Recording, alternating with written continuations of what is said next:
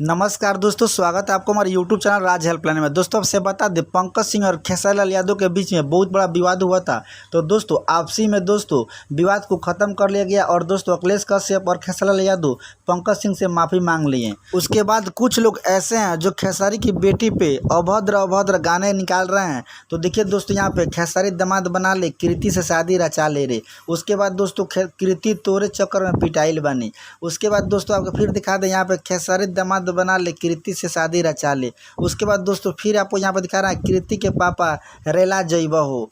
दोस्तों यहाँ पे फिर आपको दिखला दे, हम हैं तोरा बेटी के लवर रे। इतना गंदा खेसारी की बेटी पे, खेसारी पे गाना गा रहे हैं लोग कि पूरा यूट्यूब पे चारों तरफ देखा जाए तो खेसारी की बेटी और खेसारी लाल यादव के ऊपर अभद्र गाने निकाले जा रहे हैं।